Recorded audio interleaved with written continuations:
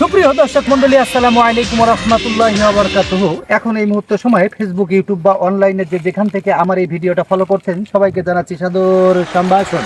আমরা নিত্য নতুন জায়গায় যাই, যাওয়ার পরে কিছু না কিছু পাই, আর পাওয়ার পরেই ভিডিও নিয়ে বের হয়ে সে সমস্ত দিক দেখিয়ে আপনাদেরকে দেখানোর জন্যই এই ভিডিও সাজাই।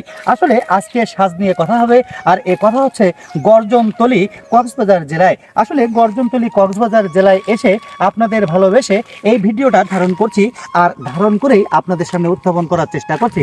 সুপ্রিয় দর্শক মণ্ডলী, আমরা বিশ্বের যে প্রান্তরে যেখান থেকে এই ভিডিও ফলো করছি আপনাদেরকে সবাইকে দেখাচ্ছি গর্জন গাছের বাগান।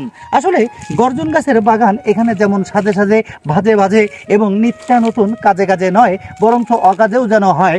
আসলে অকাজেরও কিছু জঙ্গল রয়েছে, যেটি হচ্ছে এই ছোট ছোট বনাঞ্চলের এই জঙ্গলগুলো।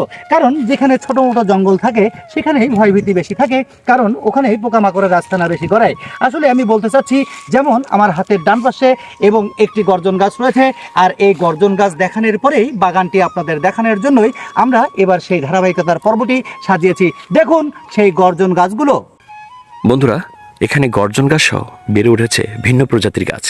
এর মাঝে রয়েছে গর্জন গাছ, যার কারণেই এখানকার নাম দেওয়া হয়েছে গর্জনতলী।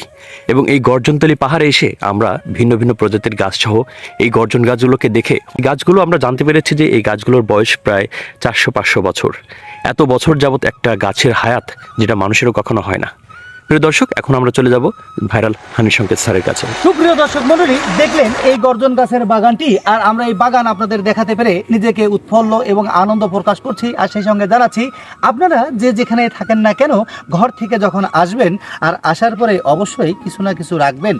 কি রাখবেন এ কথা বলতে আমার দ্বিধা নেই, কারণ নেই কোনো ভয়, করবেন আপনারা জয়।